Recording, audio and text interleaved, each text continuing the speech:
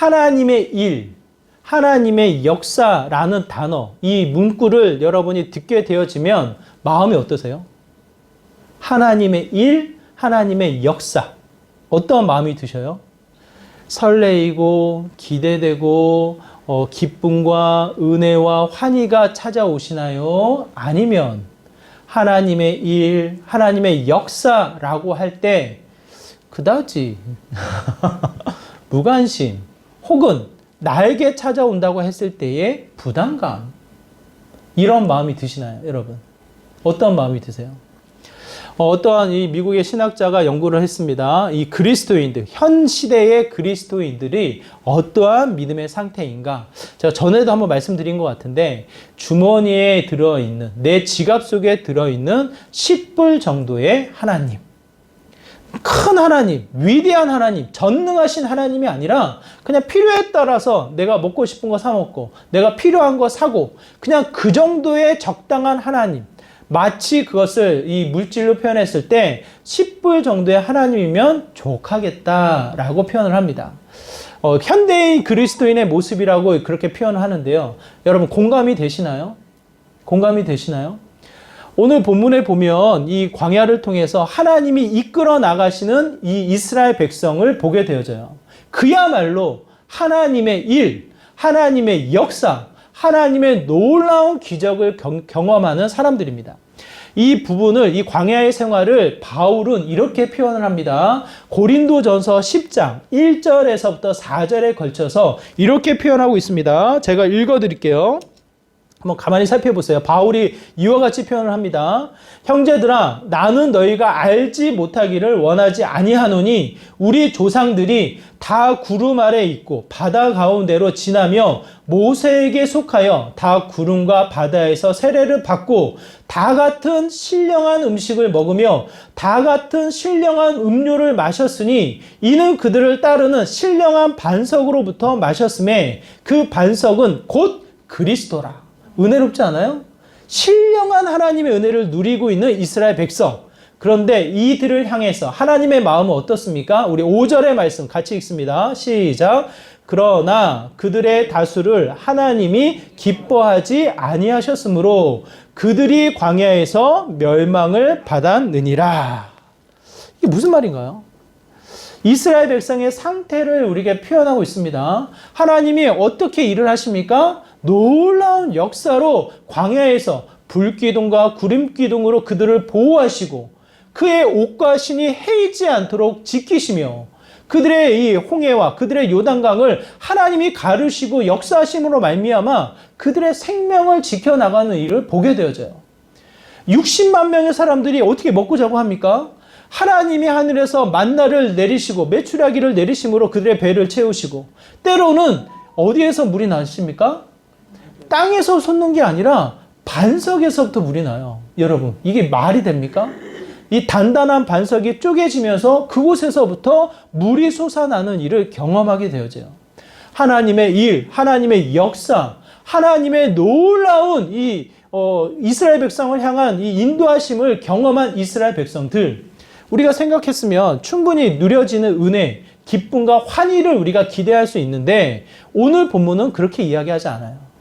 하나님이 기뻐하지 않더라.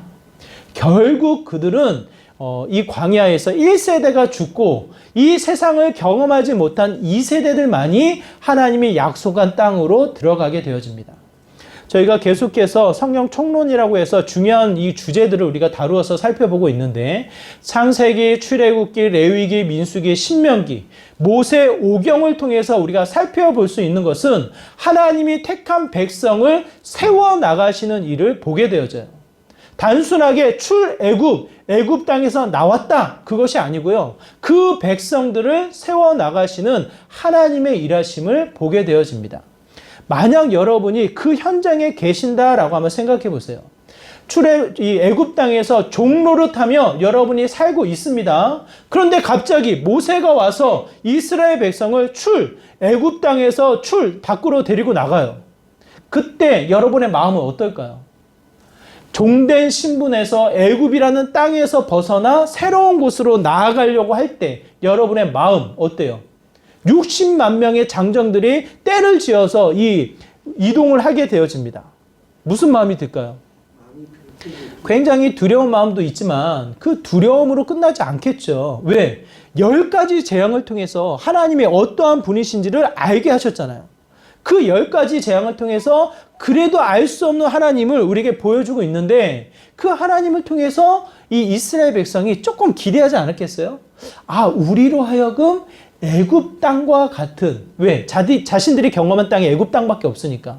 본인들이 경험한 애굽 땅처럼 어쩌면 우리들도 또 다른 나라를 하나님이 세우시겠구나.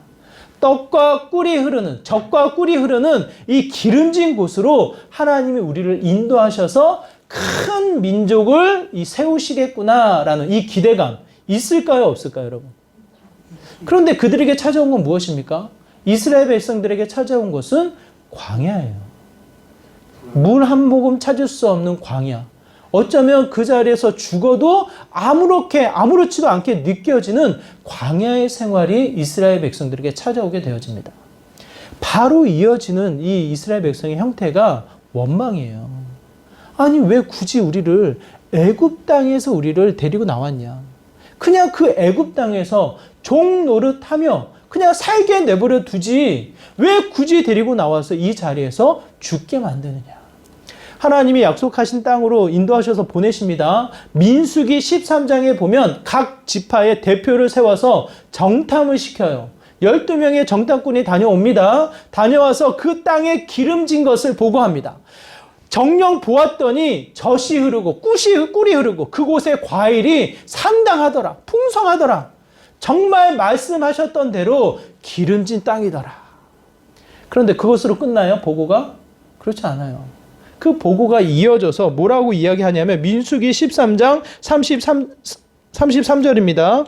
33절의 말씀 한번 같이 읽어볼까요? 시작. 거기서 네피림 후손이 아낙 자손의 거인들을 보았나니 우리는 스스로 보기에도 메뚜기 같으니 그들이 보기에도 그와 같을 것이다. 과연 본대로 과실이 넘치고 젖과 꿀이 흐르는 땅, 기름진 땅이지만 실제로 그곳에서 누가 살아요? 아낙 자손들이 살더라. 마치 거인들과도 같은, 우리와 비교할 수 없는 이 거인과도 같은 사람들이 그곳에서 사는데 그 사람과 우리가 비교하면 어때요?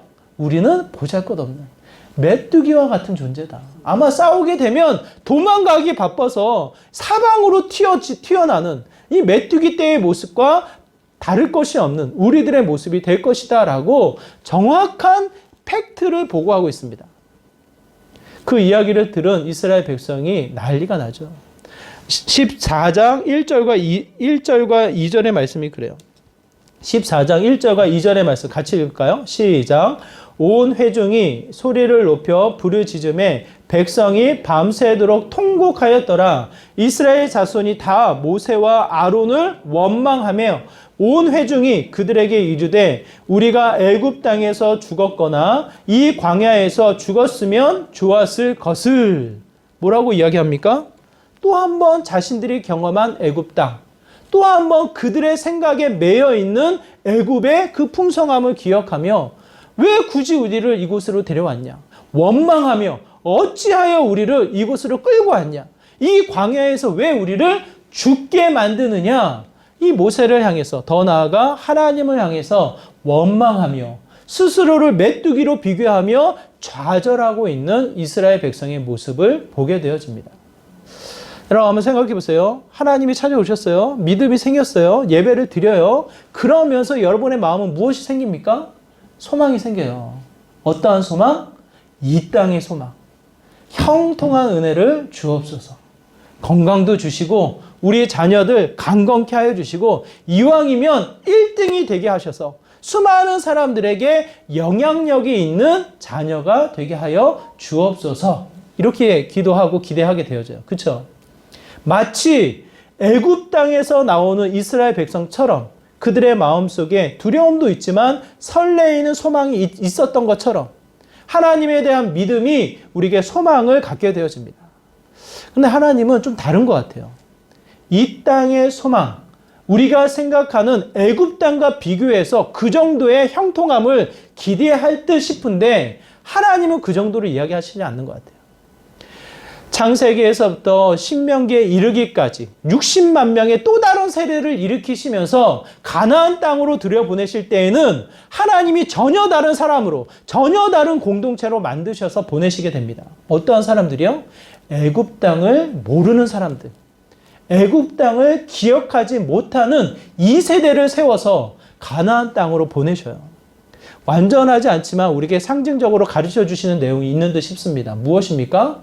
이 땅의 어떠한 소망, 이 땅에 매어진 형통함이 아니라 하나님이 원하시는 것은 또 다른 것에 있다라는 것. 하나님이 택한 백성을 통해서 일을 하실 때, 자, 여기서 질문을 드릴게요. 하나님이 누구를 위해서 일하십니까? 누구를 위해서 일하셔요? 누구를요?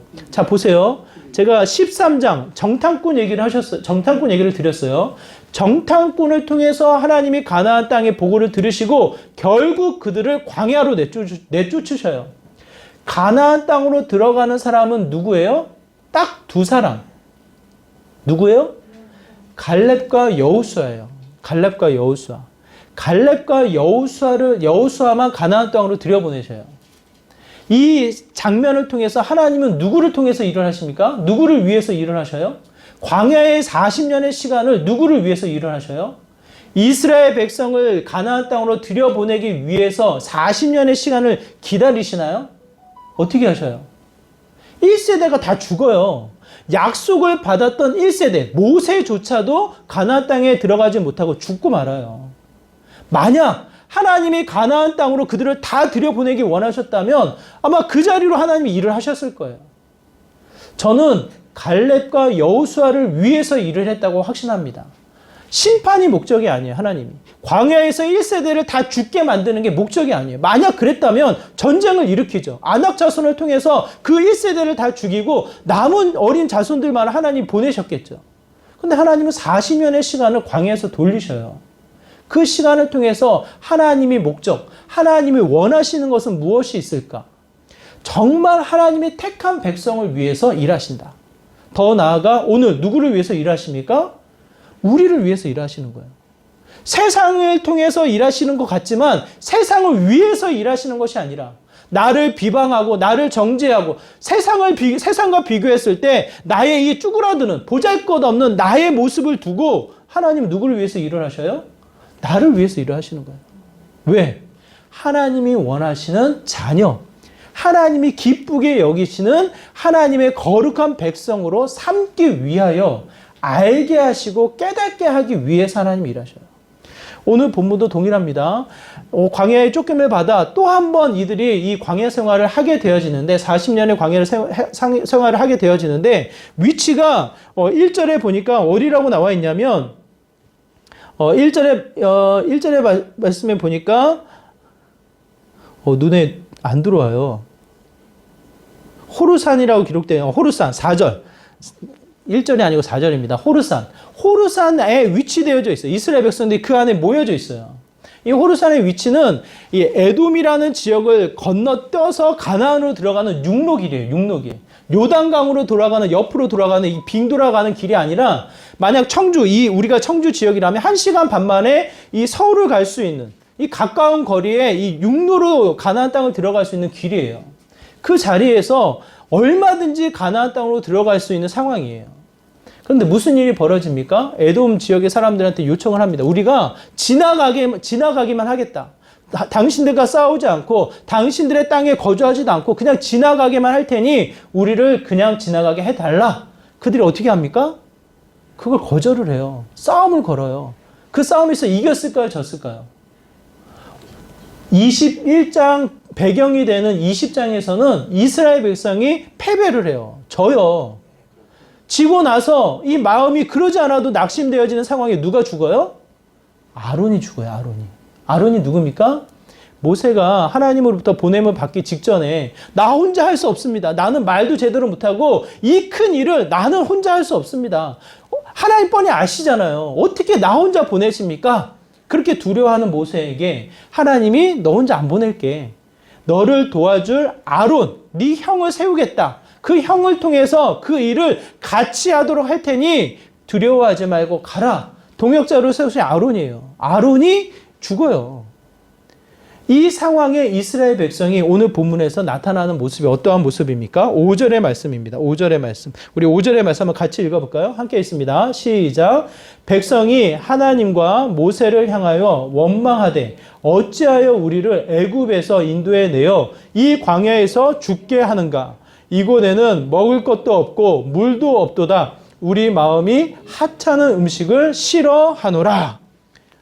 이 마음의 원망, 마음의 이 불평, 스스로를 비교했을 때 좌절되어진 형태를 보게 되어집니다.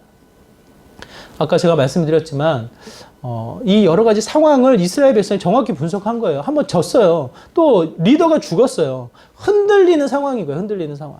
그 상황 속에 이 꿈틀꿈틀거리는 원망과 이 좌절감이 다시 한번 찾아오게 됩니다. 우리 아까 제가 말씀드렸지만 미국의 신학자도 10달러의 하나님, 10달러 환불하면 한 14,000원, 15,000원 되지 않을까요? 그 정도의 하나님만을 기대하는 거예요. 하나님의 일, 하나님의 역사, 여러분의 일상 속에, 여러분이 생활하는 학교, 직장, 여러분의 만남 속에 하나님의 역사 있으면 어때요? 하나님의 일을 기대하시나요? 부담스러운 거예요. 그냥 적당한 하나님. 그냥 내 주머니에 10불 정도, 한 15,000원 정도 되는 언제든지 먹을 수 있고, 언제든지 큰 건 아니더라도 작은 거 살 수 있고, 그 정도의 하나님이면 나는 감사하다, 족하다. 더 큰 하나님? 부담스러운데요. 이와 같은 마음이 깔려있는 우리들의 모습이 아닌가라는 생각이 들어요. 여러분. 한 집사님이, 지난 일이에요. 한 집사님이 이 애가 수능 시험을 망쳤다고 낙심해 있어요. 이 좌절되어 있어서 이렇게 공부를 잘해가지고 기대를 많이 했는데 이 당일날 시험을 망쳤대요. 그래서 너무 시험을 못 봐가지고 재수를 할지 아니면은 그래도 들어갈 수 있는데 들어가서 반수를 해야 될지 정말 고민스럽다고 이 눈물을 글썽글썽 거리면서 이 약해져 있는, 작아져 있는 마음을 말씀하시더라고요. 수능을 망쳐본 자로서 제가 공감하지 않았겠습니까? 제가 충분하게 공감을 하면서 그래도 하나님의 뜻이 있지 않겠냐고. 그래도 이제 반수를 하고 걸어놓고 재수하는 게 낫지 않겠냐고. 어디 반수하시려고 그러시냐고. 어디를 넣을 수 있냐고. 굉장히 낙심된 목소리로 고대 정도는 갈 수 있을 것 같다고 그러더라고요. 고대. 별로 안 놀래시네. 그 얘기 듣고요. 공감하다가 이제 공감이 안 되는 거예요. 고대 정도 갈 수 있다고. 근데 이제 그 집안이 할아버지 서울대 의대 나오시고 그 아들이, 그러니까 손주의 아버지죠. 손주니까 아버님은 서울대 경제학과를 나오시고 당연히 얘는 서울대 갈 거로 생각을 한 거예요. 당연히 서울대 갈 거로 생각을 하고 시험을 봤는데 망쳤다고 해서 고대 가는 거예요, 고대. 그 이후로는 내가 공감이 되지 않아서 기도는 하겠는데 어떻게 기도할지 모르겠다고 하여튼 정말 난감하게 신방을 마치고 돌아왔습니다. 이 여러 가지 상황의 이 낙심, 절망, 우리가 생각했을 때 전혀 절망이 아닌데, 우리가 생각했을 때 전혀 낙심될 상황이 아닌데, 이 세상에 비교했을 때 자신이 처한 상황 때문에 이 여러 가지 형태의 약해져 있는 형태를 보게 되어져요. 하나님이 기뻐하시겠어요? 기도하는 듯 싶은데, 하나님을 믿고 있는 듯 싶은데 하나님 기뻐하시겠어요? 정말 이해되지 않는 한 교회가 있어요. 제가 너무 좋아하고 제가 영향을 받았던 교회. 이 신학교, 합신이라는 신학교를 들어가기 직전에 제가 다녔던 교회. 제가 성남에 거주했거든요. 근데 그 교회는 인천에 있었어요. 인천에. 부평역에. 거기에 가려면 2시간이 넘어요. 2시간이. 지하철로 2시간이 넘어서 다녀야 되는 교회예요. 처음엔 너무 기뻐요. 개척을 하신대요. 개척을 하시는데 이제 개혁주의적인 교회를 세우기 위해서 개척을 하시는데 가서 2시간 만에 가서 이 예배 드리고 기독교 강요를 공부하는데 모르는 것들을 쏙쏙 알 수 있는 기쁨. 너무 즐거운 거예요. 그 2시간이 결코 길게 느껴지지 않을 정도로 그 교회에 예배를 드려요. 그 교회가 지금 20년이 넘어가요. 간간히 그 교회 소식을 듣게 되어지는데 그 교회가 늘 개척교회 같은 교회예요. 작아요. 모이질 않아요. 사람들이. 흩어져요. 그래도 함께 했던 청년들이 장성해서 결혼을 하고 가정을 이루어서 교회를 지키면 참 좋은데 뿔뿔이 결혼해서 다른 데로 가버려. 그러니까 제가 그 소식을 들으면 한편 마음은 조금 낙심돼. 하나님이 기뻐하실 것 같은데 정말 바른 가르침의 말씀이 있고 소중한 이 헌신과 수고가 있음에도 불구하고 그 자리는 어때요? 흩어져요. 모이지가 않아요. 나름대로는 제 기대는 설레임으로 그 교회가 좀 아름답게 세워져서 선한 영향력을 지역에 뻘치면 누가 좋아요? 누가 좋아요? 하나님이 좋을 것 같아요, 제 생각엔. 근데 그걸 원하시지 않나 봐요, 하나님이. 제가 오늘 본문과도 같이 하나님에 대해서 원망은 하지 않지만 제가 생각했던 영향력, 제가 생각했던 규모의 확장, 제가 생각했던 사람들이 변화되어지고 깨어나고 새로워지는 은혜는 제가 보지 못했어요. 꾸준히 그 말씀 전하고 꾸준히 그 자리 지키고 꾸준히 그 일을 하시는 목사님의 이야기만 듣게 되어져요. 제가 또 한번 배우고 또 한번 깨달아지지만 왜 하나님은 이렇게 하시지? 좀 더 영향력 있게, 좀 더 규모 있게, 좀 더 크게 일하시면 안 되나? 라는 반문이 생겨요. 질문에 이 충돌이 느껴져요. 오늘 본문을 통해서 다시 한번 살펴보면 우리의 일상은 어떠한 일이 펼쳐지나요? 이 예배를 드리면서 여러분이 다시 예배를 끝나 각 가정으로 여러분의 일상으로 돌아갈 때 하나님의 일, 하나님의 역사에 대한 기대감이 무엇으로 담겨져 있나요, 여러분? 한번 가만히 살펴보세요. 저는 늘 말씀드려요. 지난주도 말씀드렸어요. 종교인, 종교 활동으로 오늘 하루가 지나가고 끝나지 않기를 바라요, 여러분. 그러지 않기를 바라요. 진정한 하나님을 따라 하나님을 믿는 하나님이 기뻐하는 자의 삶으로 우리가 한 걸음 한 걸음 나아가는 믿음의 삶이 되기를 바라요. 오늘 본문에 이 이스라엘 백성 하나님 기뻐하지 않아요. 기뻐하지 않으니까 결국 불뱀을 보내셔서 이 뱀의 붉은 점이 박힌 이 불뱀을 보내셔서 물게 하셔요. 이 독성이 있어서 한번 물리면 그 뱀으로 인해서 죽음을 맞이하게 되어져요. 결국 죽음으로 치닫고 있는 이스라엘 백성 모세에게 찾아옵니다. 우리가 잘못했습니다. 다시 한번 하나님 앞에 기도해 주세요. 우리가 죽게 되었으니 우리를 구원해 주세요.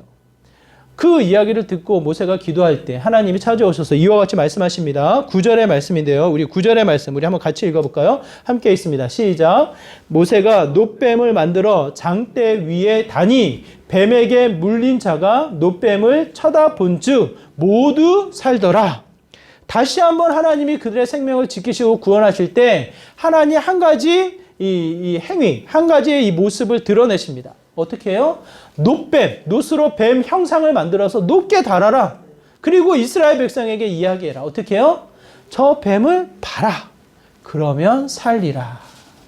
그것을 본 자가 살았다라고 이야기합니다. 무슨 말이에요? 오늘 본문을 통해서 선명하게 하나님이 원하시는 것, 결국 그들이 기억하고 있는 애굽 땅, 그들이 기대하고 있었던 이 여러 가지 세상의 원리, 그것이 다가 아닌 무엇을 봐야 한다? 하나님 나라, 하나님이 약속하신 그 하나님의 말씀의 가치, 하나님이 일하시고 하나님이 맺고자 하시는 그 열매 자체에 대해서 하나님이 시선을 고정하도록, 그것을 바라보도록 우리에게 말씀하고 있어요. 다시 한번 말씀드려요. 여러분의 낙심, 여러분의 두려움, 여러분의 여러 가지의 이 원망이 무엇으로 나타납니까? 무엇으로 나타나요? 결국 세상과 비교했을 때 여러분이 알고 있는, 여러분이 경험했던 이 세상의 또 다른 가치로 인해서 그것이 지금 나에게 없을 때 나타나는 원망과 좌절과 비난이에요. 그렇잖아요. 하나님은 그걸 너무나도 잘하셔요. 그걸 채운다고 해서 그 원망이 사라지지 않아요.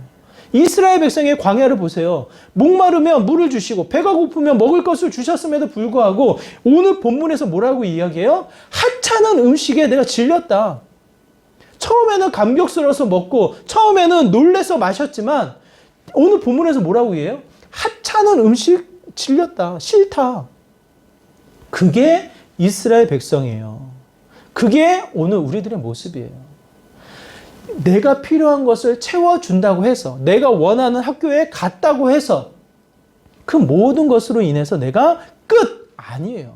세상은 결코 여러분에게 만족을 줄 수 없습니다.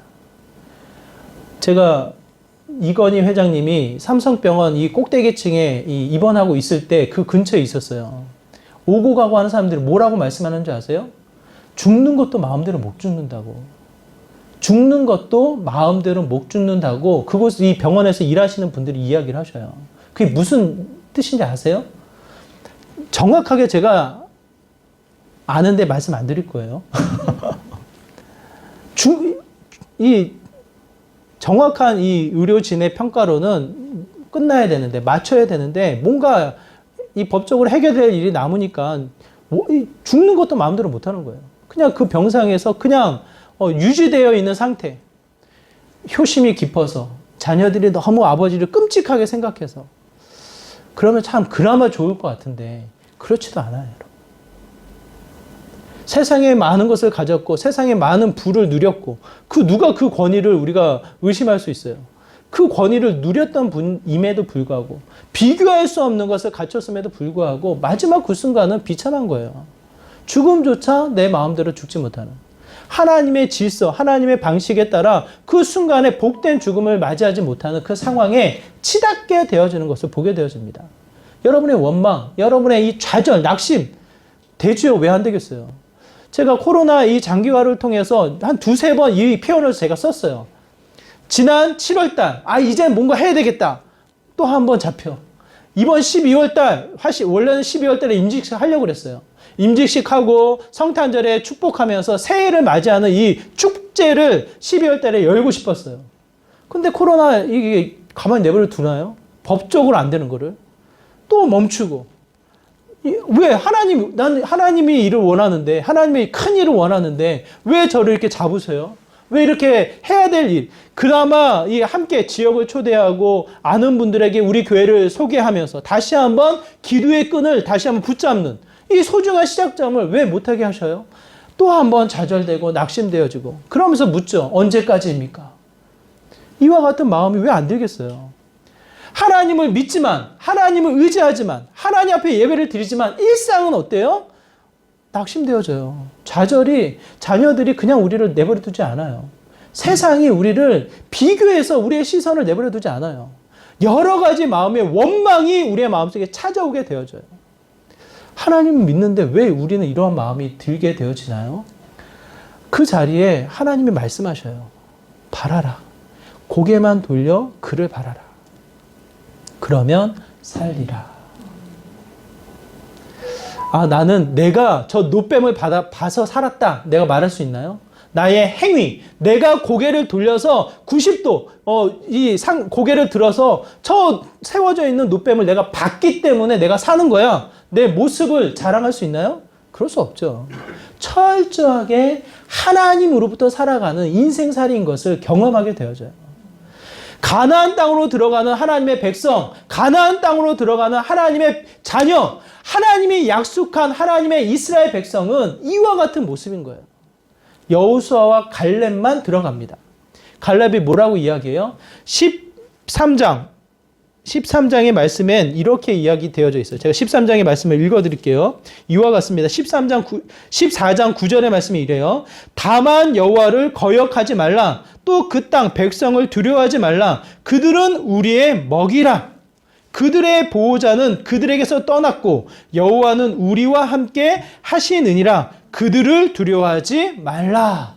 하나님을 거역하지 말라. 하나님. 갈렙은 무슨 간이 우리보다 컸나요? 용기가 있어서 싸움을 잘해서 그랬나요? 그렇지 않죠. 철저하게 주신다 하신, 우리를 보호하신, 우리의 생명을 지키신 하나님의 뜻을 온전히 알고 그분에 대한 믿음인 거죠. 그들이 우리의 먹이가 될 것이다. 굉장히 멋진 고백이죠. 하나님의 일을 기대하는 믿음의 모습의 고백입니다. 우리의 일상을 통해서 동일하게 하나님에 대한 일, 하나님에 대한 역사가 동일하게 우리에게 임하고 있어요, 여러분. 하나님은 쉬지 않으셔요. 하나님은 지금도 여러분을 위해서, 나를 위해서 일하시는 분이 여호와 하나님이셔요. 세상은 어두워요. 세상의 소문은 정말 어디에 마음을 둘 곳이 없는 답답함이 밀려 들어와요. 뭔가 해야 될 것 같은데 뭘 할 수가 없어. 근데 딱 하나 찾게 되어져요. 하나님을 보게 되어지고 하나님을 찾게 되어지고 하나님 앞에 기도하게 되어져요. 그 자리가 또 한 번 나에게 힘을 주는, 하나님을 경험하는 믿음의 자리가 되게 됩니다. 이건 제 고백이 아니라 다른 분의 고백이에요. 다른 분의 고백. 정말 삶이 힘들어. 자세히 설명 못 드려요. 이 여러 가지 질병을 겪으셨고 수술하셨고 진짜 이 옆에서만 지켜봐도 굉장히 힘든 삶을 사셨어. 근데 그분이 웃으면서 이야기를 해요. 웃으면서 기도하게 하시잖아요. 하나님을 믿는 믿음으로 기도하게 하시잖아요. 라는 기쁨으로 그의 인생을 고백을 해요. 세상과 비교할 수 없는 아픔, 세상과 비교할 수 없는 험난한 일일 수 있으나 그 자리가 하나님을 바라보는 시선, 하나님을 경험하는 자리, 나의 수고, 나의 의지, 나의 이 경험은 부족한들 하나님이 채우시는 은혜가 있다면 그 자리가 고백되어지는 거죠. 기쁨으로 하나님 앞에 기도하는 자리가 되잖아요. 하나님을 경험하는 자리가 되잖아요. 라고 고백하게 되어집니다. 저는 그 신앙의 맛을 저와 여러분이 함께 지는, 함께 그 맛을 보는 믿음의 일상이 되었으면 좋겠어요, 여러분. 그냥 오늘 하루, 좋은 말씀인가 보다 끄덕끄덕 끝나는 게 아니라 여러분의 일상을 통해 그 하나님을 맛보는, 그 하나님을 경험하는 자리가 되었으면 좋겠어요. 이어령 교수님, 이 시대의 지식인이라고 하는 이어령 교수님이 지난주에 소천하셨어요. 그의 지식, 그의 경험, 그의 화려한 이 경력으로는 절대로 하나님 앞에 못 나와요. 하나님을 의지할 수가 없어요. 왜? 너무 뛰어난 분이었기 때문에. 근데 그분이 자신의 딸 이미나 자매님을 통해서 하나님을 만나게 되었고 마지막 때에 정말 하나님을 고백하는 마지막 죽음을 맞이하게 됩니다. 인터뷰하는 내용을 보니까 이 아들을 통해서 아들과 며느리가 이제 그 침상을 지켰다고 하는데 30분 가량 이여령 교수님이 손주들과 인사하고 이제 숨을 쉬다가 이제 소천하시게 되는데 저도 이제 마지막 임종을 지켜보는 일이 종종 있는데 숨을 이게 몰아쉬어야 돼요. 이게 마지막 때가 그래요. 숨이 제대로 안 쉬어지니까 몰아쉬는 경우가 참 많은데 이여령 교수님은 굉장히 편안하게 숨을 쉬시다가 소천을 하셨노라고. 진통제를 넣지 말라고. 암이셨기 때문에 이제 진통제를 놔야지만 고통 없이 돌아가신다 생각하고 병원에서는 진통제를 놔줘요. 근데 이해령 교수님은 이 또렷한 정신으로 죽음을 맞이하고 싶다고 진통제를 넣지 말라고 그랬대요. 근데 의사가 안 넣을 수는 없고 좀 줄여서 진통제를 넣었다고 하더라고요. 마지막 그 순간까지 정신을 놓지 않고 숨을 편안하게 쉬시다가 소천하셨다라는 이 기사의 기록을 제가 보게 됩니다. 어떠한 화려한 삶, 어떠한 이 경력, 그 무엇을 주목하겠어요? 그냥 평안한 죽음을 맞이한 그 교수님, 그분의 이 믿음을 다시 한번 주목하게 됩니다. 2월 26일 날 소천하셨는데 1월 17일 날 인터뷰한 내용이 있어요. 기자가 조금 이렇게 좀 마음을 꼬집어서 질문한 것 같아요. 신의 존재를 어떻게 설명하실 겁니까? 이제 지식인에다가 이 시대가 대표한 지식인이었다가 믿음을 갖게 됐다고 이제 책도 쓰고 막 간증도 하고 하시니까 아마 그 기사가 좀 꼬집어서 질문을 한 것 같아요. 신의 존재를 어떻게 증명하시겠습니까? 그 이여령 교수님이 뭐라고 인터뷰 하셨냐면 이렇게 말씀하십니다. 증명은 하나님이 하실 일이다. 멋지죠? 자신의 지식, 자신의 경험, 하찮은 것이기 때문에 하나님을 감히 증명할 수 없다. 설명할 수 없다. 증명 자체는 하나님이 하시는 것이다. 그런데 분명한 질문 하나가 더 있다.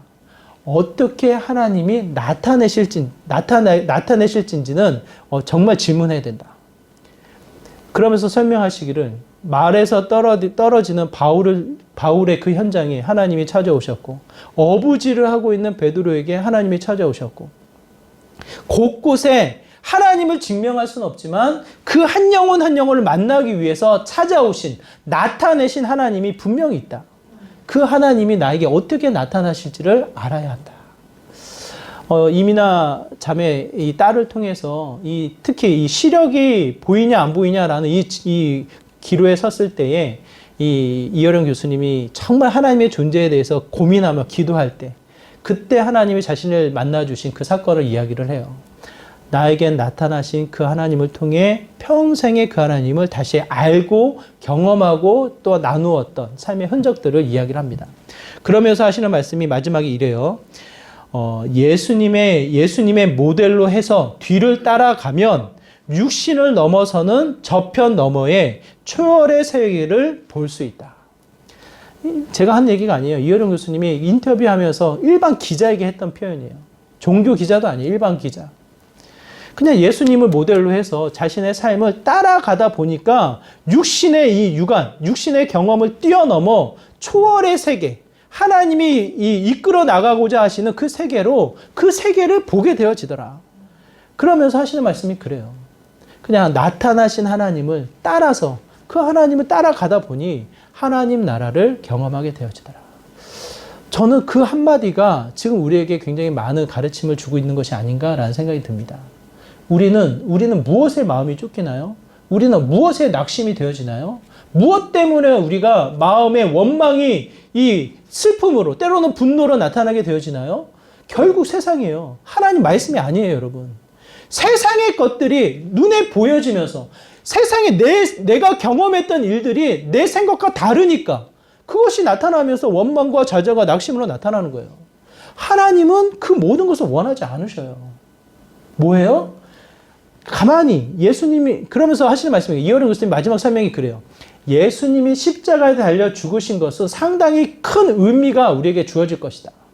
우리가 생각하는 이 생명을 이기시는 놀라움, 이 땅을 다스리시는 권위, 능력, 그것이 아니라 십자가에 달려 죽으신 예수 그리스도의 그 죽음은 우리에게 상당한 많은 의미를 부여하게 될 것이다 라고 마무리를 지어요. 저는 굉장히 공감이 되어집니다. 내가 믿는 하나님은 죽으셨어요. 내가 믿는 하나님은 수많은 고통을 당하셨어요.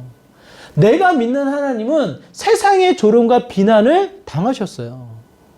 그런데 내가 믿는 하나님을 따르면서 내가 믿는 예수님으로 그 이름으로 고백하면서 내 삶은 비난받기 싫어해. 내 삶은 고난을 피하고 싶어. 내 삶은 환난을 두려워하며 이 세상의 어떠한 방식을 쫓아나가려고 하는 꿈틀꿈틀거리는 우리들의 모습을 보게 되어져요. 정말 하나님이 원하시는 것은 딱 하나인 것 같아요. 무엇입니까? 모세 오경을 통해서 율법의 가르침을 통해서 또 한 번 찾아오셔서 주시는 여러 가지의 말씀을 통해서 뭐예요? 하나예요, 하나. 고개를 들어 나를 봐라. 고개를 들어 예수 그리스도를 봐라. 그가 주신 감동, 그가 주신 말씀을 거역하지 말고 이해가 되지 않죠. 증명 하나님이 하시는 거예요. 따라가다 보면 이 세상의 것에 육안에서 벗어나 초월적인 하나님을 보게 되어진다. 저는 확신합니다. 여러분이 이 세상에 갇혀 살아가는 것이 아니라 이 세상을 벗어나 예수 그리스도를 따라 한 걸음 한 걸음 나아가다 보면 때로는 두려워요. 때로는 굉장히 많은 질문이 스쳐 지나가요. 그럼에도 불구하고 그 길을 가다 보면 보여요. 뭐가요? 하나님의 영광이. 하나님의 역사가 지금도 나를 이끌어 나가신다는 것을 보게 되어져요. 그 은혜를 같이 누려나가는 믿음의 귀한 삶이 되기를 바랍니다. 제가 아까 말씀드렸던 인천의 교회에 그 목사님 만날 때마다 신이 나 있어요. 저는 겉에서 비교하다 보니까 좌절되고 낙심되고 질문만 생기는데 그분은 하나님의 일하심을 늘 경험하는 거예요. 애들 학교 가는 것도 경험해요. 자신의 교회가 사람이 바뀌어 나가는 그 은혜를 또 경험해요. 그 가르침이 한 자리에서 멈추는 것이 아니라 사방 지역에서 찾아다 그 목사님을 모셔가서 말씀을 나눠요. 그냥 한 자리에서만 교회를 선포하는 것이 아니라 곳곳에 가서 그 말씀을 나누는 이 영향력을 갖게 되어져요. 본인은 늘 감사해요. 본인은 늘 하나님의 일하심, 그 하나님 나라의 경험을 이야기해줘요, 저한테. 저는 기대합니다. 저도 그 맛을 볼 수 있기를. 여러분도 동일하게 하나님 나라의 그 은혜를 바라보시면서 마음의 믿음으로 한 걸음 한 걸음 내디디면서 그 맛을 보아나가는 믿음의 삶이 되시기를 바라요.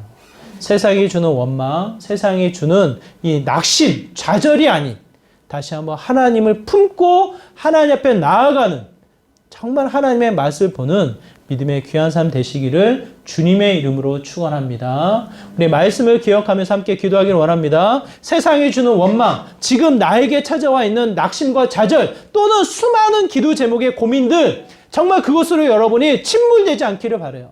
다시 한번 그것을 통해 하나님만을 바라보시고 하나님을 붙잡으시고 하나님이 주시는 하나님 나라의 은혜와 영광을 같이 맛보아 나가는 믿음의 귀한 삶이 되게 해달라고 이와 같은 마음으로 함께 기도하며 나가도록 하겠습니다. 기도합니다. 하나님, 그렇습니다. 우리의 삶이 주님 안에 있습니다. 주님, 이 세상이 주는 원망과 이 세상이 주는 여러 가지 낙심과 좌절, 또 한번 그것으로 인해서 내 영혼이 상하지 않기를 소망합니다. 내 영혼이 주님을 향해서 원망을 품지 않기를 소망합니다. 묵묵히 주님만을 바라보고 한 걸음 한 걸음 이해할 수 없지만 주님을 따라 나아갈 때 하나님의 나라를 경험하는 믿음의 귀한 삶 되기를 소망합니다. 이 시간에 허락되어진 주의 거룩한 백성들, 육안이 세상으로만 멈추지 않게 하여 주시고 영안이 띄어져서 정말 하나님 나라를 바라보게 하여 주시고 세상에 하나님만을 경험해 나가는 믿음의 귀한 자리가 되게 하여 주시옵소서. 하나님의 일하심이 다시 한번 증거되어져 나가는 믿음의 귀한 자리가 되길 소망합니다. 하나님 일하여 주시고 우리의 영혼이 솟게 하여 주시고 온전히 주님의 일하심, 주님의 역사, 주님의 뜻을 기대하며 주님의 뜻을 더 소망해 나가는 믿음의 귀한 삶이 될 수 있도록 하나님 은혜 더하여 주시옵소서. 주님.